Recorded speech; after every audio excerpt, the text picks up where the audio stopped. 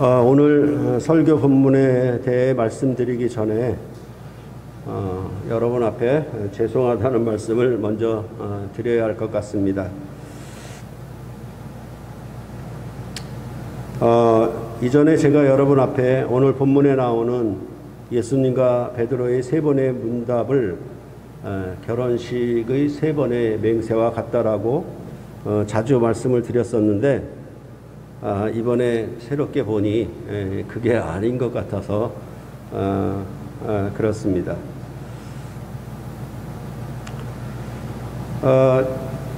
예수님이 부활하신 후 제자들에게 세 번 나타내심을 요한복음은 말하고 있는데 그 세 번의 나타나심이 요한복음이 갖는 예배복음의 특성과 같이 예배 예전의 형식을 갖추는 그런 나타나심이었다라고 말씀을 드렸습니다.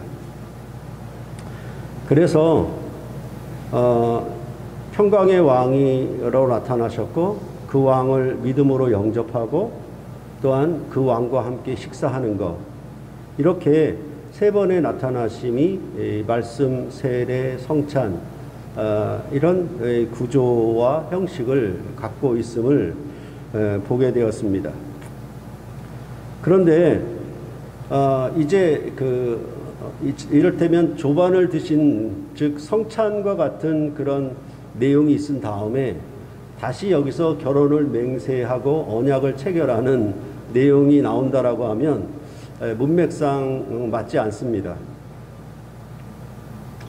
이미 두 번째 나타나심에서 믿음에 관하여 말을 하고 있는데 그 믿음에 대하여 말하는 내용이 마치 언약을 맺는 결혼식의 언약을 체결하는 그런 내용과 같기 때문에 사실은 오늘 본문은 결혼식의 세 번의 맹세와는 관계가 없다라고 생각을 하는 것입니다.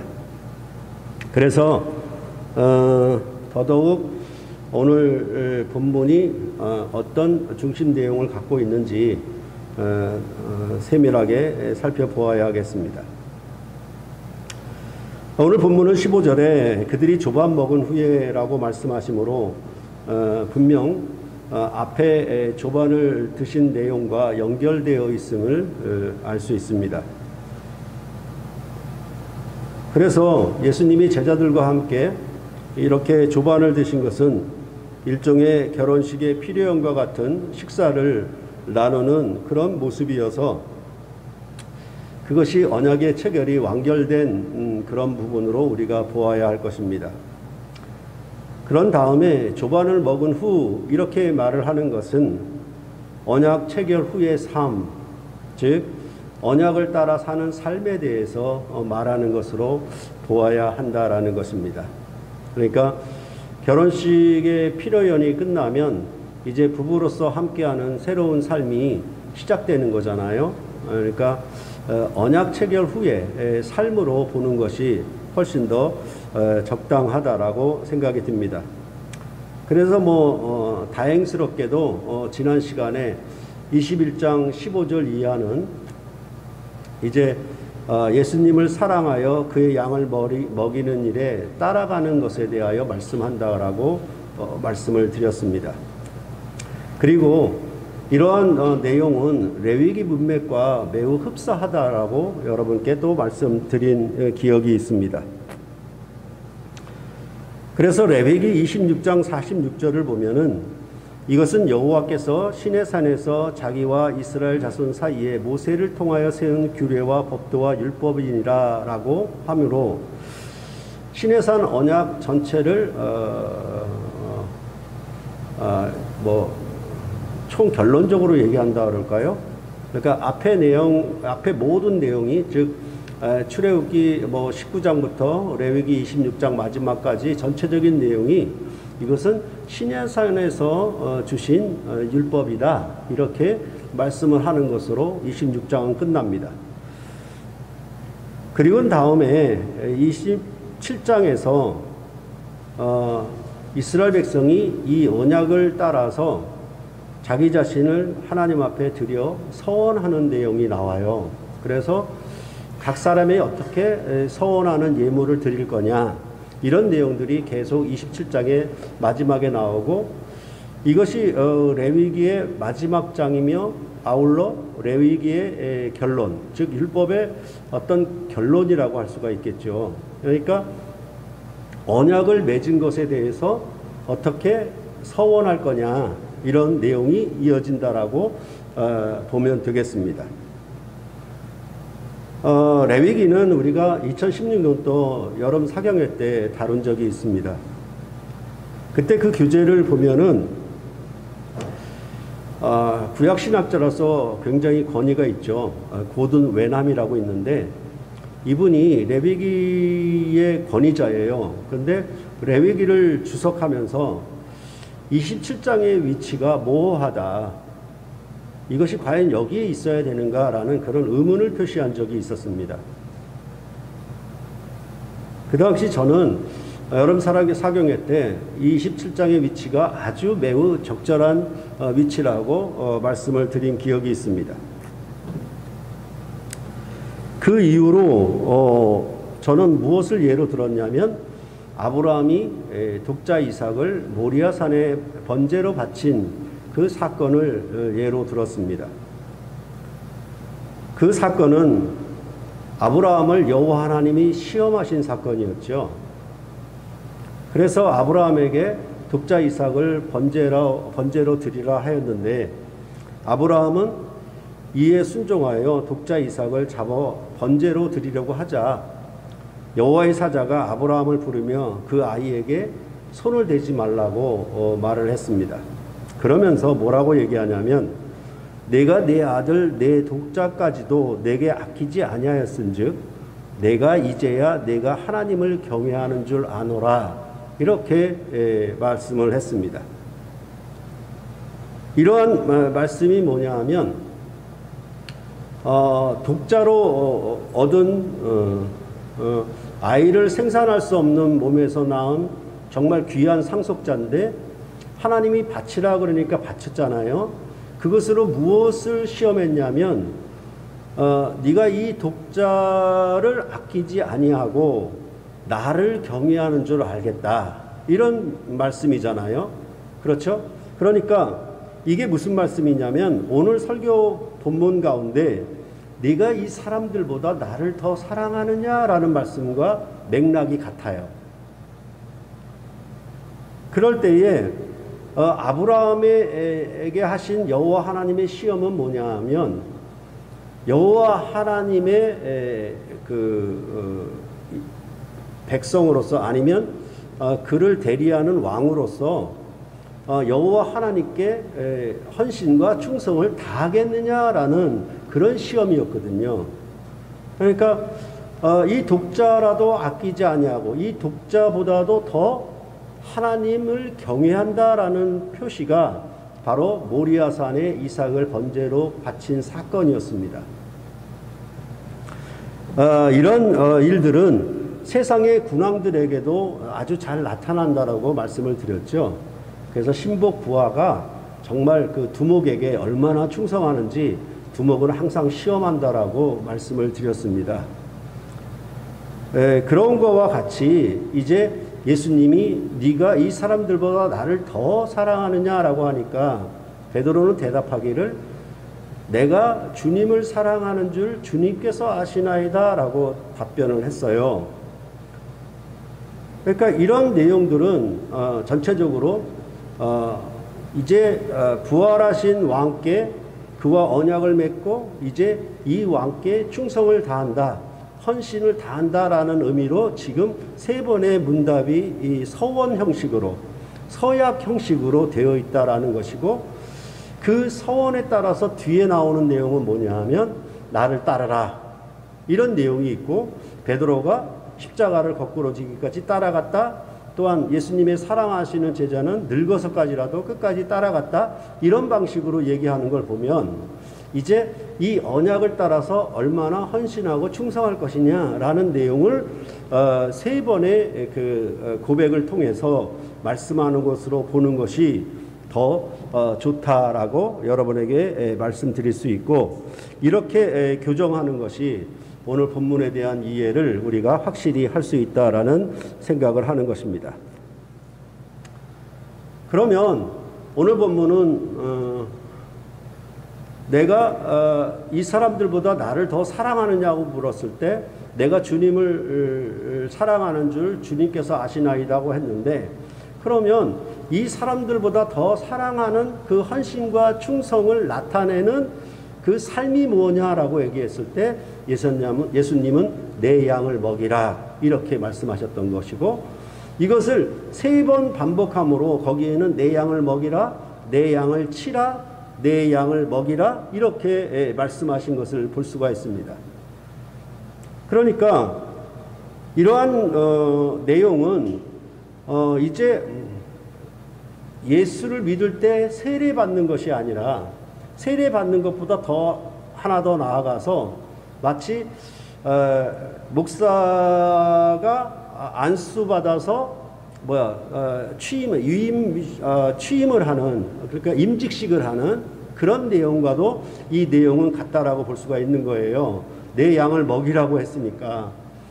그래서 레위기 사경의 교재를 보면은 여러분이 그림이 생각날지 모르겠지만은 천주교의 사제들이 서품 미사를 드리거든요. 그러니까 이제 일생을 신부로서 천주이신 하나님께 자신을 드리겠다라는 서원을 해요. 그때 어떻게 하냐면 전부 흰 옷을 쫙 입고 그 사제 서품하는 그 식에서 모두 다 바닥에 납작 엎드리죠. 그렇죠? 그 말은 뭐냐면 내 전부를 하나님께 이제 헌신하고 충성하겠습니다라는 표식을, 그런 의식을 치르는 거죠. 그죠? 그런 내용과 오늘 본문의 말씀이 맞닿아 있다라는 것을 여러분들이 생각하시면 좋겠습니다. 그렇다고 천주교는 이 본문을 베드로를 모든 사도들의 우두머리, 그래서 모든 사제보다 교황이 우두머리, 그래 베드로를 계승한 것이 교황이거든요. 그러니까 그런 위치에 높이는 천주교의 어떤 교황인의 그런 제도를 이 본문에서 가져와요. 근데 본문은 그런 것을 말하는 것이 아니라 항상 수석사도인 베드로가 나올 때에는 제자들의 대표다라는 것을 생각을 해야 돼요. 그러니까 마태복음 16장에 이 반석 위에 내 교회를 세우고 너에게 천국 열쇠를 준다라고 하는 말씀도 베드로에게 하신 거잖아요. 그러니까 그런 말씀과 이 말씀을 두 개를 연결시켜서 천주교는 베드로를 교황의 자리에, 교황의 우두머리의 자리에 놓는 것처럼 그렇게 놓으려고 해요. 근데 본문은 그런 내용이 아니에요. 그것은 단순히 제자들의 대표요 아니면 교회의 대표다라는 의미로, 그러니까 대표 자격으로 하는 말이지 이런 사도들 위에 가장 으뜸이다 이런 방식으로 얘기하는 것은 아니에요. 그렇죠? 그러니까 신부들 위에 뭐 추기경이 있고 추기경 위에 뭐 교황이 있고 이런 계급 제도를 말하는 것이 아님을 우리는 다시 한번 생각을 해 보아야 할 것입니다. 그러므로 오늘 본문은 하나님의 양무리, 예수님의 양들, 하나님의 교회를 치는 목자의 일에 헌신과 충성을 서원하는 것으로 보는 것이 좋겠습니다. 그렇게 보아야 뒤에 나오는 나를 따르라라고 하는 말씀을 이어지는 그런 문맥의 흐름과 서로 연결이 될 수가 있다라는 것입니다. 그래서 이 부분에 대하여 요한복음은 하나님의 자녀가 그분의 선교에 통합되는 것과 그들이 예수님의 삶과 사역에 구체적으로 참여하는 것을 설명하는 결어로 그 결론을 얘기한다라고 보는 거예요. 그러니까 이렇게 보게 되면은 레위기 27장의 결론적인 내용과 요한복음의 21장의 이런 이 결론의 내용, 21장 15절 이하의 결론의 내용이 서로 맞는 것이죠. 그렇죠? 그러니까 제가 마가복음의 변화산 본문에 대해서 쓸 때 출애굽기 시내산과 책감 본문성 가지고 인터텍스추얼리티 가지고 얘기를 했잖아요. 그러면 지금 오늘 이 본문에 대해서 레위기 27장과 함께 책감 본문성으로 다시 논문을 쓰면 이건 새로운 논문이 될 것 같아요. 그죠? 제가 요한복음을 전공한다면 그렇게 할 수 있을 것 같아요. 그러니까 이 부분은 누구도 얘기를 안 했어요. 뭐 지금 제가 읽은 범위 안에서는 아무도 이 본문을 그렇게 레위기 27장과 연결시키질 않았거든요. 여하튼 요한복음은 하나님의 자녀가 그분의 성교에 통합되는 것, 예수님의 삶과 사역에 구체적으로 참여하는 것을 설명하는 결어다.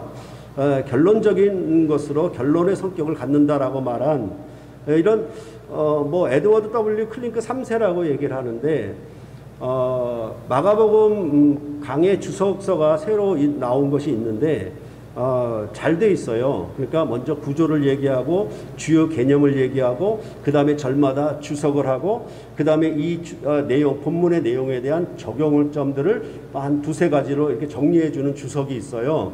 그것을 쓴 사람인데 최근에 이 책을 보게 되었는데 이렇게 얘기를 하는 거예요. 그래서 그가 뭐라고 얘기하냐면 오늘 본문의 주요 개념이 뭐냐, 중심 주제가 뭐냐는 거에 대하여 이렇게 말합니다. 그리스도인의 삶은 그리스도를 향한 사랑으로 인도받고 그리스도를 순종하며 따르는 것으로 나타난다. 예수 그리스도의 참된 제자는 그리스도의 인격과 사역을 믿고 그분의 삶에 참여하며 그분의 영광을 위해 애쓴다. 이렇게 말하고 있는 거예요. 이게 바로 뭐냐 하면 헌신과 충성에 대한 내용을 얘기하고 있다. 이렇게 그것을 서원하는 얘기를 하고 있다라고 말하는 것입니다. 그러니까 이런 그 주요 개념에 대한 정리가 잘 되어 있어서 어느 주석서보다 참 이 주석서의 내용이 이 본문을 정확하게 보고 있구나 그렇게 느낌이 들었습니다. 그런데 아직도 이 본문에서 헬라어 단위로 유희를 즐기는 자들이 있습니다. 아가페, 필레오, 에로스 이 사랑에 관한 세 단어가 이 본문에 나오는데 예수님은 신적인 사랑으로 사랑할 거냐 물었는데 베드로는 필레오로 대답했다. 인간적인 사랑의 범주로 대답했다라고 그렇게 설교하는 사람들이 아직도 있어요. 심지어 그러니까 우리는 일반 성도들은 헬라어를 모르잖아요. 그러니까 헬라어 본문을 읽을 수도 없어. 그러니까 거기에 정말 아가페, 필레오, 에로스가 나오는지 안 나오는지 확인할 수가 없는 거예요. 근데 문제는 에로스란 단어는 안 나와요. 그러니까 무슨 말이고 하면 이 사랑의 어떤 그 신적인 사랑과 인간적인 사랑을 대비해서 말하는 그런 언어 유희적인 내용이 아니라는 겁니다. 하나님이 그 사랑을 자기 백성에게 요구하고 물을 때에 필레오로 물은 적도 있어요. 본문 안에, 성경 안에. 그러니까 이것은 아가페적인 사랑, 필레오적인 사랑 이런 의미는 전혀 본문이 말하려고 하는 내용은 아니라는 사실을 다시 한번 우리가 새겨 놓아야 합니다. 그러니까 신학교에서 조금 이제 공부했다라고 헬라어 조금 안다라고 성도들에게 자랑하는 척하는 셈이죠. 근데 이제 성도들은 모르니까 대단하시구나 이렇게 이제 감동을 하겠죠. 근데 그런 것과는 전혀 상관이 없다라는 것을 우리가 생각을 해야 되고 또 하나는 뭐냐면 세 번의 사랑을 고백한 것은 베드로가 예수님을 3번 부인하는 것과 서로 맞지 않습니까? 그러니까 3번 부인한 잘못을 갚아주기 위해서 그 3번의 사랑의 고백을 한 것이라고 보기도 하는데 그것과도 하등 상관이 없습니다. 이런 내용과 비슷한 사건이 사도 바울에게서도 나타났던 적이 있습니다. 바울 사도는 아시아와 로마 동반부인 유럽에 대한 사역을 마치고 이제 예루살렘을 들어가려 했습니다. 예루살렘으로 가려는 것은 거기서 이제 다시 로마의 중심부인 로마의 수도에 들어가기 위함이었습니다. 그런데 바울이 예루살렘으로 가려는 일은 목숨을 걸고 가야 하는 무슨 환난을 당할지 알 수 없는 그런 여정이었습니다. 이제 그가 복음을 전했던 교회들을 다시 볼 수 없을지도 모르는 그런 일이었거든요. 그래서 바울은 밀레도에서 에베소 교회의 장로들을 불러서 그들에게 마지막 유언처럼 당부하는 내용이 사도행전 20장에 나오고 있습니다. 사도행전 20장 28절을 보면 이렇게 얘기합니다. 여러분은 자기를 위하여 또는 온 양떼를 위하여 삼가라. 성령이 그들 가운데 여러분을 감독자로 삼고 하나님이 자기 피로 사신 교회를 보살피게 하셨느니라. 바울이 떠나면 에베소 교회의 장로들이 양떼를 위한 목자로 헌신하고 봉사할 것을 당부하는 그런 유언처럼 당부하는 내용인 것입니다. 왜냐하면 바울이 떠나면 교회 안에 양들을 빼앗기 위한 사나운 이리가 들어올 것이기 때문에 내가 전한 말씀, 내가 전한 복음 위에 교회를 굳게 세우라고 그렇게 에베소 교회의 장로들에게 당부하는 것입니다. 그러면 사도 바울이 떠나게 되면 에베소 교회의 장로들은 뭐냐 하면 이제 목자로서 어린 양을 돌아보고, 그렇죠? 오늘 본문에 있는 것처럼 내 양을 먹이라, 내 양을 치라, 이 일에 너희가 헌신해라, 그리고 충성해라. 내가 준 복음의 하나님의 뜻에 맞게 거기에 충성해서 교회를 빼앗기지 않도록 지키고 보호해라, 이렇게 말씀하는 내용이 바로 이 사도행전 20장에 기록되고 있는 것입니다. 그리고 이것은 오늘 본문의 말씀은 마가복음 8장 34절과 또 이어져요. 그러니까 그 마가복음 8장 34절이 구원의 명제라고 말씀드린 것을 모든 그 성경마다 다 적용을 하면은 그 전체적인 중심적인 내용이 다 거기에 맞게 되어 있다라는 것입니다. 거기 보면은 무리와 제자들을 불러 이르시되 누구든지 나를 따라오려거든 자기를 부인하고 자기 십자가를 지고 나를 따를 것이니라, 이렇게 말씀하셨는데 이 말씀의 내용과 마찬가지로 요한복음에서도 네가 나를 더 사랑하느냐 묻고 나를 따르라, 이렇게 얘기를 했잖아요. 그 말이 뭐냐 하면 자기를 부인하고 자기 십자가를 지고 나를 따를 것이라는 말씀과 같은 내용이에요.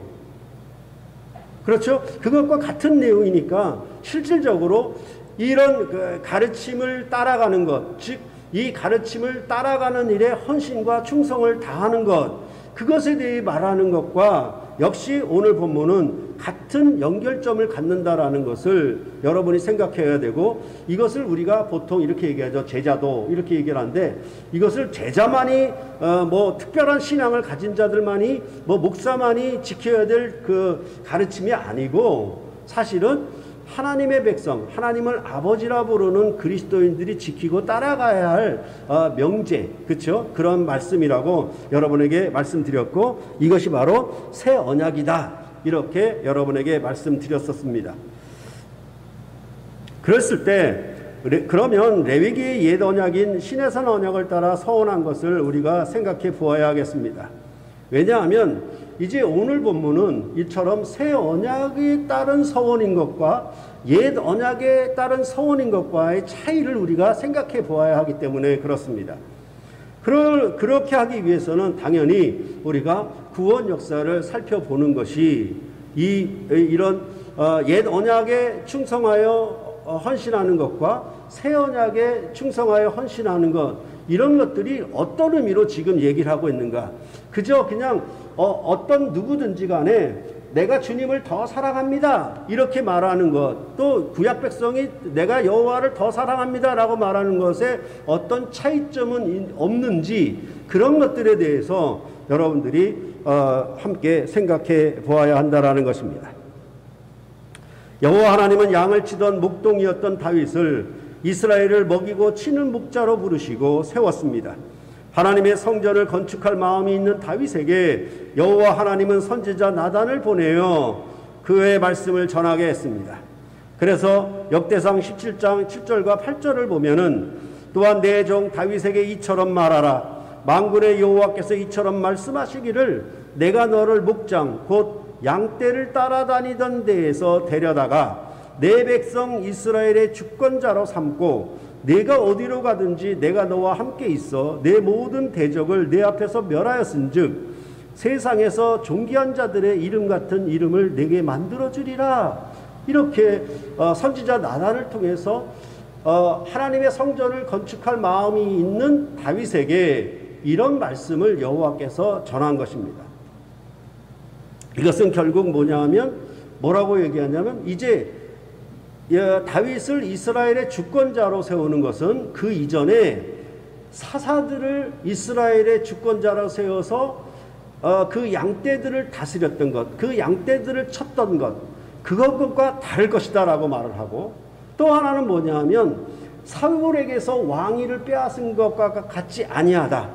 이제 다윗과 그 후손의 아들들에게서는 그 왕위를 빼앗지 아니하고 영원하도록 그 왕조에 함께 하실 것을 서약하신 것이, 약속하신 것이 바로 다윗을 이스라엘의 목자로 세웠던 구약의 모습이었습니다.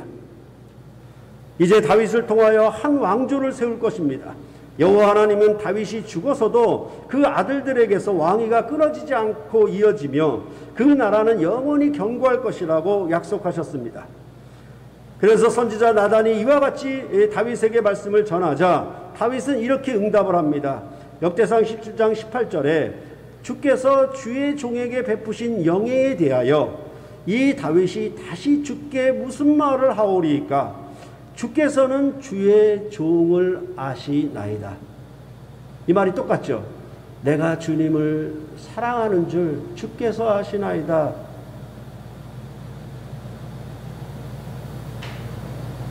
그러면서 다윗은 다음과 같이 고백합니다. 여호와여, 우리 귀로 들은 대로는 주와 같은 이가 없고 주 외에는 하나님이 없나이다 라고 역대상 17장 20절에 그렇게 고백을 합니다. 이 말이 뭐냐 하면 이 사람들보다 나를 더 사랑하느냐, 내가 주님을 사랑하는 줄 주님께서 아시나이다는 말과 같은 말이에요. 이 세상의 어느 누구보다 하나님을 나의 하나님으로 그렇게 섬기고 충성하겠습니다 라는 뜻이 거기에 담겨 있는 거예요. 그렇지만 우리가 이스라엘의 역사에서 보듯이 이스라엘의 목자들로 세움을 입은 다윗의 후손 왕들은 자기 양들을 제대로 먹이지 아니했습니다. 그래서 에스겔서 34장 2절로 4절에 보면은 인자야 너는 이스라엘 목자들에게 예언하라. 그들 곧 목자들에게 예언하여 이르기를 주 여호와께서 이같이 말씀하시되 자기만 먹는 이스라엘 목자들은 화 있을진저 목자들이 양떼를 먹이는 것이 마땅하지 아니하냐. 너희가 살찐 양을 잡아 그 기름을 먹으며 그 털을 입되 양떼는 먹이지 아니하는도다. 너희가 그 연약한 자를 강하게 아니하며 병든 자를 고치지 아니하며 상한 자를 싸매주지 아니하며 쫓기는 자를 돌아오게 하지 아니하며 잃어버린 자를 찾지 아니하고 다만 포악으로 그것들을 다스렸도다. 여기에 뭐가 나옵니까? 양들을 먹이는 문제, 양들을 치는 문제에 대해서 나오는 거예요. 그렇죠? 그러니까 이스라엘의 다윗의 후손 왕들이 이스라엘의 목자로 세웠죠. 그렇죠? 다윗이 죽으면 다윗의 후손 왕들이 이스라엘의 목자가 되는 것. 즉 사도 바울이 떠나면 예배소 교회 장로들이 양떼의 목자가 되어서 그들을 보살피고 양들을 먹이고 양들을 쳐야 될 거 아닙니까? 다스려야 될 것 아닙니까? 그런 것과 마찬가지로 그들을 세웠는데 이들은 양떼를 먹이지 않고 양들을 치기를 거절했다. 그리하여 반역했다. 자기 소명을 다하지 못했다라고 그렇게 이 에스겔도 34장을 말씀하는 것입니다. 그래서 심지어는 뭐냐 하면 포악으로 그들을 다스렸도다. 그러니까 양들을 먹이는 것이 아니라 양들의 살과 양들의 털을 자기가 먹는 데 이용했고, 그렇죠? 그래서 옳은 정치를 통해서 양들의 아픈 것과 상처를 싸매어주고 그들을 위로하고 보살피는 그런 다스림이 나가야 되는데 오히려 그들을 포악하게 지배하고 다스리는 것으로 그 목자됨을 잃어버렸다. 이렇게 에스겔서는 말을 하고 있는 것입니다. 그러면 그런 결과들은 결국 무엇이었는가? 시내산 언약을 지키지 않았기 때문에 그 언약을 따른 심판을 받아 바벨론 땅에 흩어지는 그런 멸망을 받을 수밖에 없었습니다. 그래서 에스겔서 34장 5절과 6절에 이렇게 말하는 것입니다. 목자가 없으므로 그것들이 흩어지고 흩어져서 모든 들짐승의 밥이 되었도다. 내 양떼가 모든 산과 높은 맷뿌리에 마다 유리되었고 내 양떼가 온 지면에 흩어졌으되 찾고 찾는 자가 없었도다. 이스라엘에 이제 목자가 없어요. 양들은 유리하고 험한 산과 맷뿌리에 흩어져서 어찌할 줄 모르고 들짐승의 밥이 되는 그런 형벌을 당하고 처참한 아주 비참한 지경에 이르도록 그렇게 되었다라는 것입니다. 그런데도 이스라엘에 목자가 없어요. 이들이 이렇게 된 것은 결국은 무엇 때문에 그러냐? 이스라엘이 여호와 하나님을 사랑하지 아니하고 이방신을 더 사랑하였기 때문입니다. 그래서 예레미야 3장 13절에 너는 오직 네 죄를 자복하라. 이는 내 하나님 여호와를 배반하고 내 길로 달려 이방인들에게로 나아가 모든 푸른 나무 아래로 가서 내 목소리를 듣지 아니하였습니다. 그들은 이방의 권세를 그의 부강을 부러워하여서 이방 신을 섬기는 일에 열중함으로 이제 십계명에도 있듯이 너는 내 앞에 다른 신을 두지 말라라고 하였는데 이제 다른 신을 더 사랑함으로 여호와 하나님보다 더 사랑함으로 배역을 하였기 때문에 이런 심판을 이런 형벌을 당하게 되었다라고 그렇게 말씀을 하고 있는 것입니다. 그럼에도 하나님은 자기 백성을 영원히 버리시지 아니하고 자신을 배역한 자들에게 새로운 목자를 두실 것을 이제 선지서들을 통해서 예언하기 시작한 것입니다. 예레미야 3장 15절에 내가 또 내 마음에 합한 목자들을 너희에게 주리니 그들이 지식과 명철로 너희를 양육하리라. 그들은 어떤 목자입니까? 이사야 40장 10절로 11절에 보면은 보라 주 여호와께서 장차 강한 자로 임하실 것이요 친히 그의 팔로 다스리실 것이라. 보라 상급이 그에게 있고 보응이 그의 앞에 있으며 그는 목자같이 양떼를 먹이시며 어린 양을 그 팔로 모아 품에 안으시며 젖먹이는 암컷들을 온순히 인도하시리로다. 다윗을 양을 치는 목동의 자리, 그러니까 이게 아주 비천한 직업이거든요. 그렇죠? 그런 비천한 그 목동의 자리에서 이스라엘의 주권자로 높이셨어요. 그러면 여호와 하나님이 다윗을 자기 마음에 합한 자라고 말하는 것은 뭐냐 하면 여호와 하나님이 다윗을 사랑하셨다는 얘기예요. 그렇죠? 그리고 주님, 주께서 나를 다 아시는 것처럼 이것을 다 안다라고 얘기하는 것은 뭐냐 하면 이 다윗도 여호와 하나님이 자기를 목동의 자리로부터 이스라엘의 주권자로 높이신 그 사랑을 아는 거예요. 알기 때문에 주께서 아시나이다 이런 고백이 나아갈 수 있었던 것이죠. 그러니까 다윗을 양을 치는 목동의 자리에서 이스라엘을 먹이고 다스리는 목자의 자리로 그 존귀한 자리로 올리셨던 하나님은 바로 이스라엘을 애굽에서 건져내어 가나안 족속들을 가나안 땅에서 쫓아내고 거기에 하나님 나라를 세우리라 언약하셨던 그 언약을 다윗으로 말미암아 성취케 하신 그런 일이에요. 그러니까 다윗은 어떤 고백을 하냐면 하나님의 구원 역사가 나에게 있고 그 구원 역사가 나를 통해서 성취하셨고 그것은 오직 여호와 하나님의 마음에 합의한 자, 곧 여호와 하나님이 나를 사랑하심이었고 내가 그래서 여호와 외에는 다른 신이 내게 없사이다 라고 고백할 수 있는 그런 주께서 아시나이다 라는 고백을 할 수가 있었던 것이에요.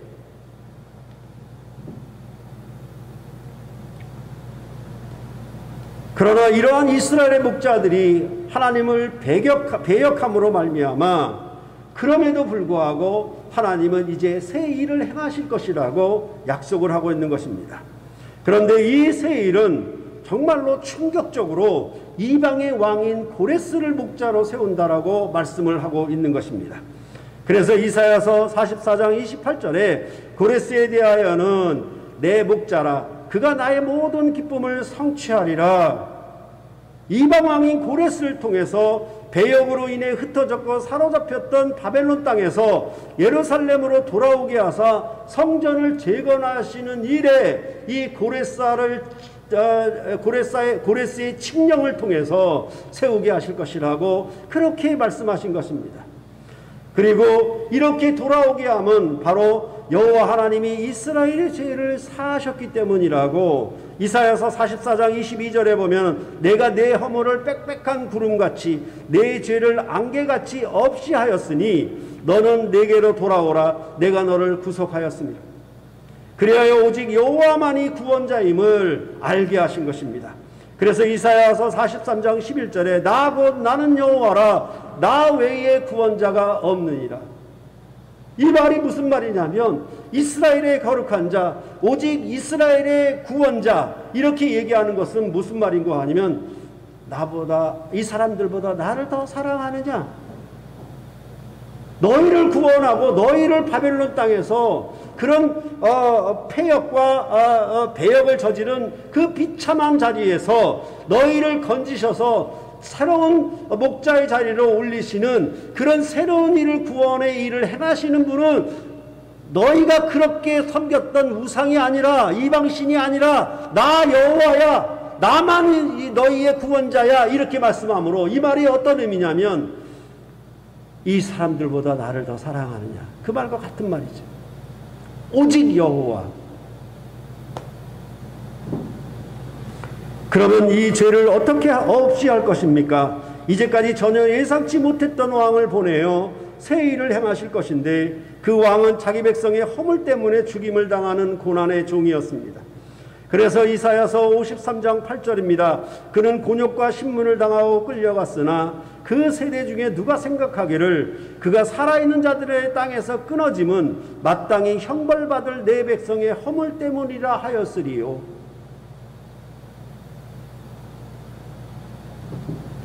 이러한 여호와의 종이 당하는 고난을 통해서 이제 그 나라는 땅끝까지 이르는 영광의 나라를 세울 것이라고 그렇게 약속을 하고 있는 것입니다. 그런데 그 나라에는 자기 백성 이스라엘 유대인뿐만 아니라 이방인들도 이 나라에 들어오게 올 것이라고 말씀을 하셨습니다. 그래서 이사야서 42장 6절과 7절을 보면은 나 여호와가 의로 너를 불렀은즉 내가 내 손을 잡아 너를 보호하며 너를 세워 백성의 언약과 이방의 빛이 되게 하리니 내가 눈먼 자들의 눈을 밝히며 갇힌 자들을 감옥에서 이끌어내며 흑암에 앉은 자들을 감방에서 나오게 하리라.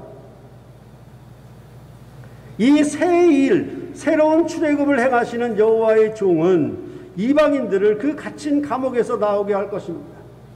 즉 죄와 사망의 권세로 말미암아 갇혔던 그 감옥에서 건지는, 구출하여내는 새로운 구원의 왕으로 오실 것이라고 약속을 하고 있는 것입니다. 바로 이 새 일을 행하는 선한 목자로 예수님께서 자기 백성 중에 오셔서 그의 양들을 인도하실 것입니다. 그래서 요한복음 10장 14절과 15절에 나는 선한 목자라, 나는 내 양을 알고 양도 나를 아는 것이 아버지께서 나를 아시고 내가 아버지를 아는 것 같으니 나는 양을 위하여 목숨을 버리노라. 그러니까 아버지께서 나를 아시고 내가 아버지를 아는 관계가 목자가 양을 알고 양이 목자를 아는 관계와 같다. 그런데 그 안다라고 하는 얘기는 어떤 얘기냐? 양들을 위하여 목숨을 버리는 알미다라고 말을 하고 있는 거예요. 그러니까 이것은 서로 아는 관계라고 하는 것은 그냥 지식적으로 안다라는 말이 아니라 서로 사랑으로 아는 관계예요. 아버지와 아들의 사랑의 관계로 이 양들과 목자가 새로운 관계로 설정이 될 것이다. 그 설정을 이루기 위하여 이 죄의 권세를 제거해야 되는데 양들을 위하여 목숨을 버리는 선한 목자의 충성, 그 헌신을 통하여 이루어질 것이라고 그렇게 요한복음도 말씀을 하였던 것입니다. 이 사랑의 관계는 비록 예수님을 부인하고 도망할지라도 그들을 끝까지 사랑하여 죽음의 권세도 끊지 못하는 사랑의 관계로 함께할 것임을 말씀을 하였고, 그것을 어떻게 얘기하냐면 하나님이 세상을 이처럼 사랑하사 독생자를 주셔서 그를 믿는 자마다 멸망하지 않고 영생을 얻게 하실 것이다 라는 말에 거기에 있는 거예요. 그러니까 예수님의 죽음과 부활의 십자가 사건은 하나님 아버지께서 죄인들을 독생자보다 더 사랑하심으로 하나님 아버지의 사랑을 확증하고 알게 하신 일이에요. 그래서 기약대로 아들을, 독생자를 아끼지 아니하고 죄인들을 위하여 내어주심, 보라 세상 죄를 지고 가는 하나님의 어린 양이로다, 이런 표현들이 다 여기에 있는 거예요.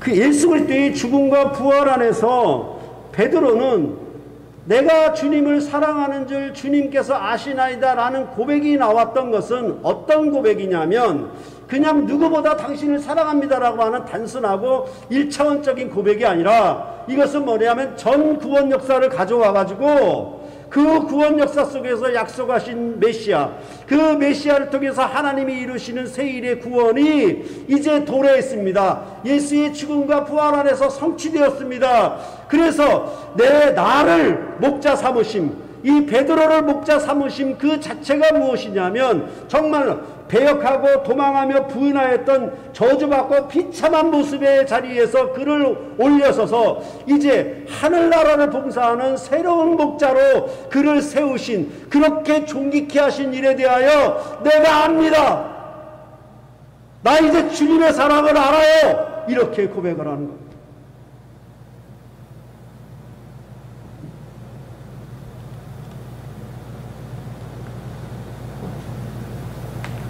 하나님 아버지를 순종해서 하나님 아버지의 뜻을 이루기 위하여 선한 목자로 자기 양들을 위하여 자기 목숨을 버리는 그 사랑을 알게 되었다는 것입니다. 부활의 신기한 표적과 기적적인 사건을 내가 믿습니다라는 얘기가 아니라 그 얘기는 뭐냐면 예수님이 자기 사람들을 끝까지 사랑하신 것을 알게 된 거예요. 이제 그 사랑으로 말미암아 이분만이 자기의 선한 목자시요 나의 주님이시요 나의 하나님이시라고 고백이 가능했던 것입니다. 그것은 나 곧 여호와가 오직 너희의 구원자다 이렇게 얘기하였던 것과 똑같은 얘기예요. 그런데 여기에 이 구원은 앞서 선지서들이 약속했던 것처럼 예언하였던 것처럼 이제 단순히 유대인만의 구원이 아니었던 것이죠. 이방인들의 구원도 함께 했던 것이죠. 이방인이었고 죄와 사망의 종으로 흑암의 권세에 갇혀 있었던 여러분과 저에게도 은혜와 긍휼과 사랑을 베푸셔서 우리의 눈을 뜨게 하사 이 새 일, 즉 선한 목자가 양들을 위하여 자기 목숨을 버리는 사랑을 알게 하신 거예요.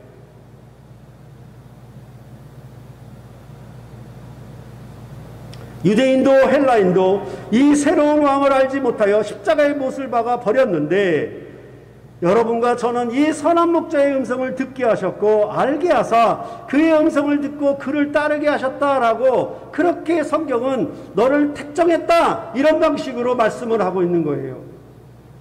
다윗을 예루살렘의 목동의 자리에서 주권자로 함께 하신 것보다 더 크고 영화롭게 여러분과 저를 하늘보좌 우편에 앉게 하는 영광과 존귀함을 주셨다라고 말씀하는 거예요. 그러니까 이스라엘의 목동의 위대에서 이스라엘의 주권자로 높이신 그런 여호와 하나님의 사랑과 비교해서 여러분과 저는 정말 원수였고 하나님을 몰랐고 비천한 죄인이었고 벌어지만도 못한 영원히 죽을 죄인들이었는데 그들을 위하여 독생자를 아끼지 아니하고 그들을 사랑하심으로 그들을 하늘보좌 우편의 영광의 하나님의 아들들의 자리에 얹히신 이것에 대해서 베드로는 안 것이에요. 하나님 아버지의 사랑이 이렇게 나타났구나, 이렇게 확증되었구나, 그것을 알게 된 것이 이것이 믿음의 접촉점이에요. 그냥 기독교가 좋다더라, 교회가 좋다더라, 믿는 사람들은 마음이 착하더라 이런 얘기가 아니고 교회 가면 기적이 있다더라, 교회 가면 병을 고친다더라 이런 얘기도 아니라 전 역사에서 하나님이 이처럼 크신 긍휼과 사랑을 베푸신 일이 없는 그 놀라우신 정말로 감당 못할 은혜의 일을, 그 사랑을 어떻게 이 귀가 막히고 눈이 감기워서 어둠의 권세, 흑암의 권세 안에 그 감방 안에서 살았던 우리들에게 정말로 빛이, 이 진리의 빛이 비치셔서 우리로 말미암아 이 주님을 듣게 하시고 알게 하시고 그리하여 고백하여 그의 백성으로 참여하는 놀라운 구원의 사역을 이루셨다. 이렇게 말씀을 하고 있는 것입니다. 그러니까 우리의 믿음은 나만의 믿음, 이 시대에 이 땅에서 내가 현재의 내가 믿는 믿음 그게 문제가 아니고 무슨 얘기를 하냐면 다윗도 목동의 자리에서 올려서서 이스라엘의 주권자로 삼아사 가나안 족속을 다 멸하고 쫓아내는 그 영광의 일들은 출애굽에서 아브라함에게서 언약한 일을 성취하심이었습니다. 그렇게 나를 세우셔서 사랑하셨습니다. 그래서 주께서 나를 다 하십니다라고 말을 했던 것처럼 베드로는 전 구원 역사가, 즉 새 일의 새 출애굽의 구원 역사가 그리스도의 부활 안에서 이루어진 그 성취됨을 알고 내가 주를 사랑하는 줄 주께서 아시나이다 라는 고백이 가능했던 것입니다.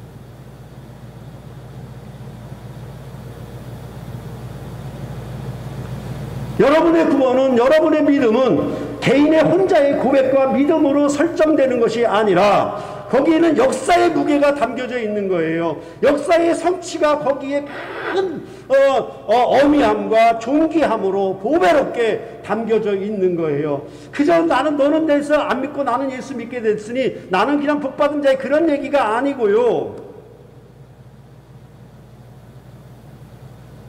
하나님 아버지께서 독생자를 아끼지 아니하시고 죄인을 사랑해서 독생자를 주신 사랑을 알게 된 거예요.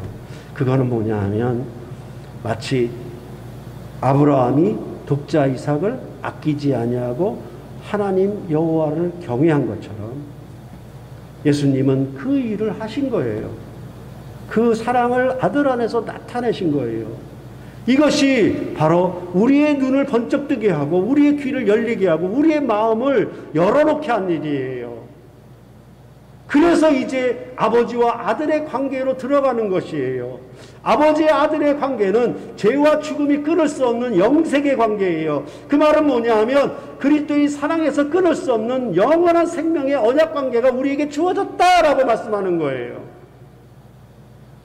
그렇기 때문에 이제 다윗의 왕조에서 이 다윗 왕의 후손들이 이스라엘의 목자로서 자기 역할을 감당치 못하고 오히려 양들의 살과 털을 취하고 그들을 포악으로 다스렸던 그런 양을 먹이고 양을 치는 역사는 이제 다시 일어나지 않을 거예요. 마치 선한 목자가 양들을 위하여 자기 목숨을 버리는 그런 새로운 선한 목자들이 등장할 것이에요. 그래서 사도 바울은 에베소 장로들을 불러다가 내가 이렇게 교회를 봉사했지 않냐. 그러니까 너희도 너희 자신을 아끼지 말고 자원하여서 기꺼이 맡은 자로서 주장하지 말고 양들을 위하여 목숨을 버리는 그들을 먹이고 치는 일에 헌신과 충성을 다하라고, 이것은 마지막 유언이라고 그렇게 사도행전에 말씀하고 있는 것입니다.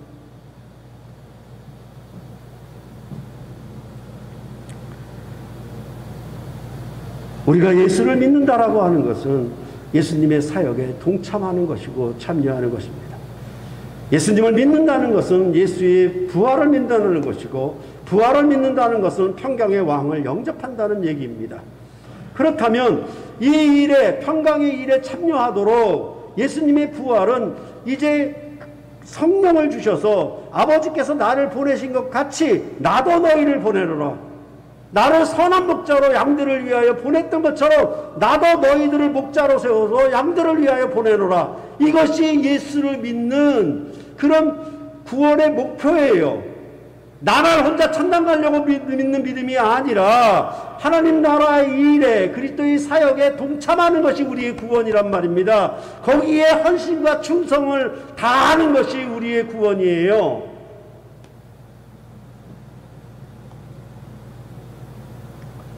그래서 우리도 예수님이 우리의 죄를 사하신 것처럼 누구의 죄든지 사하면 사하여질 것이라고 말씀하는 거예요. 어떻게 죄를 없이 하겠습니까? 그 죄와 허물을 감당하지 않고서는, 그 값을 치르지 않고서는 어떻게 죄를 없이 할 수 있습니까? 죄에 대한 것은 반드시 보상이 따라와야 되는데, 그 영광스러운 일에 우리를 불러주셔서 새로운 목자로 세우신 것이 바로 구원 역사에 우리의 구원을 말을 하는, 신학 백성의 이 거룩하고 영광스러운 구원을 말씀하는 바로 이런 신학 저자들의 고백이고 증거라고 말씀할 수 있는 것입니다. 베드로전서 5장 1절로부터 4절에 너희 중 장로들에게 권하노니 나는 함께 장로된 자요 그리스도의 고난의 증인이요 나타날 영광에 참여할 자니라. 너희 중에 있는 하나님의 양무리를 치되 억지로 하지 말고 하나님의 뜻을 따라 자원함으로 하며 더러운 이득을 위하여 하지 말고 기꺼이 하며 맡은 자들에게 주장하는 자세를 하지 말고 양무리의 본이 되라. 그리하면 목자장이 나타나실 때에 시들지 아니하는 영광의 관을 얻으리라.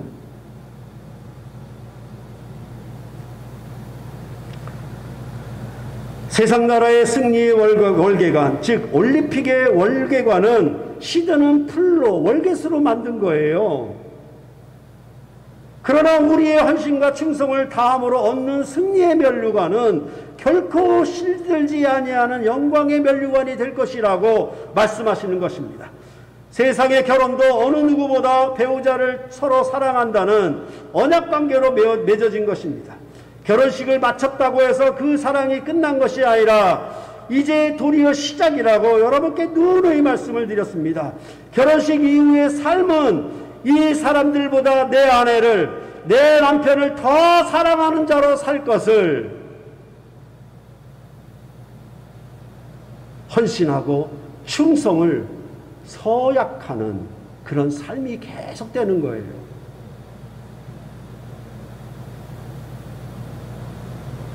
똑같잖아요.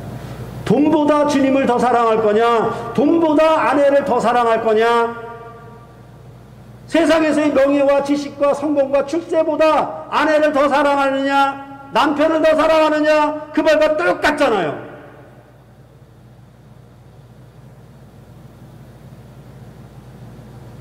만약 이 헌신과 충성으로 끝까지 주님을 따라가는 삶을 살지 않을 것이면 영원한 지옥불이 들어가게 된다고 그렇게 성경은 말씀하고 있는 거예요. 그러할 때 우리가 우리의 모든 삶에서 이제는 뭡니까? 실제로 교회는 그리스도의 신부요, 그리스도는 교회의 신랑이기 때문에 어떻게 얘기하냐면 이 세상의 육신의 혈육의 어떤 관계보다도 주님을 더 사랑하느냐, 땅의 영광과 자랑과 부 이런 것보다 주님을 더 사랑하느냐, 우리가 예수를 믿어서 그의 언약에 참여하는 새 백성이 되었다라고 하는 것은 무엇이 남아있냐면 이제 말씀과 세례와 성찬을 하는 것은 무엇이 있느냐, 예배 후에 거룩한 삶이 따라와야 되는 건데 이 삶의 내용이 뭐냐, 내가 예배 때 주님을 맞아들였던, 내가 예배 때 주님의 말씀에 응답했던 그것에 대해서 헌신과 충성을 서원합니다. 나는 이 언약의 말씀을 지키며 이 언약의 말씀을 따라 내 삶을 다 드리겠습니다. 이것이 우리의 구원의 삶이라고. 비록 이 삶에 고난과 환난과 핍박과 박해가 있을지나 어느 누구도 어떤 권세도 우리가 주님을 끝까지 사랑하고 목자로서 양들을 섬기고 먹이며 치는 일에 누구도 이 권세를 빼앗을 수 없다라고 말씀하고 있는 것입니다. 그 일에 생명을 다하여 목숨을 다하여 예루살렘까지 가서 이제 로마로 가기를 소망했던 바울처럼 우리도 그 길을 가는 것입니다. 그러면 이제 목자장이 나타나실 때에 영광 중에 여러분에게 시들지 아니하는 면류관을 그 머리에 씌울 것입니다. 우리는 실패할 수가 없고 뒤돌아설 수가 없는 영광의 새 일의 언약 백성으로 구원을 받았고, 바로 이 주님의 사랑, 메시아를 거절하고 하나님의 영광보다 사람의 영광을 더 사랑했던 그런 모든 역사를 끝내사 부활함으로 말미암아 새 창조의 영을 부어서 새 시대를 여셨고, 그것은 이제 베드로가 십자가를 거꾸로 지기까지 따라가는 삶을 통해서 나타났던 것처럼 신약 백성의 교회는 참으로 이 새 언약 관계에서 새 언약을 따라서 헌신하고 충성하는 삶이 우리의 삶에 펼쳐질 것이고, 그를 따라서 우리에게 새로운 만족과 기쁨과 그런 영광이 우리에게 있을 것이며, 그것이 바로 갈라디아서가 말할 때는 성령의 열매라고 말을 하고 있는 것입니다. 육체를 위하여 심느냐 성령을 위하여 심느냐의 그 가늠점이 뭐냐, 그것에 대해서 말씀을 가르치는 자와 좋은 것을 함께 해라. 또한 더욱 모든 이에게 착한 일을 하되 믿음의 가정들에게 해라. 이렇게, 즉 하늘나라 공동체를 귀하게 여기느냐, 아니면 세상 나라의 영광과 자랑을 위한 그런 것을 위한 그것을 더 귀하게 여기느냐. 그것이 시금석이라고, 그것이 확실히 다르게 분명하게 명백하게 나타난다라고. 아까 말씀드린 것처럼 돈을 더 사랑하느냐, 세상의 승진과 명예와 출세를 더 사랑하느냐, 아니면 주님을 더 사랑하느냐.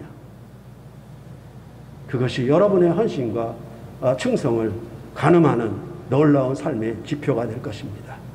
오늘도 내일도 아무리 어렵고 힘든 상황이더라도 죄와 고난과 죽음을 이겨내신 우리 부활의 주님이 여러분에게 성령을 보내셔서 이제 주님이 아버지로부터 보냄을 받은 같이 여러분을 보내셔서 이제 여러분도 바로 이 믿음의 가정들에게 주님의 양들을 먹이고 치고 하는 일에 헌신과 충성을 다하는 존귀한 자로 하늘 보좌 우편의 영광의 자리로 높이셨습니다. 그렇게 낮고 비천한 이방인이었고 야만인이었고 어리석고 하나님을 몰랐고 정말 버리지 못한 비천한 죄인들을 이제 영광의 자리에 올리신 하나님의 독생자를 아끼지 아니하고 주신 사랑을 우리가 알고 그 사랑에 응답해서 우리도 그 사랑의 길에 함께 걸어가는 놀라운 삶을 우리에게 부여하신 것입니다. 그것이 바로 누구든지 나를 따라오려거든 자기를 부인하고 자기 십자가를 지고 나를 따를 것이니라. 이 말씀 속에 다 함축되어 있는 것입니다. 이러한 영광의 삶들을 정말 이 땅에 이 시대의 교회의 등대와 빛이 되어서 샘물결 교회 여러분과 제가 이 길에 함께 하기를 원합니다. 선한 목자의 삶을 여러분과 제가 함께 걸어가기를 소원하는 것입니다. 기도하시겠습니다.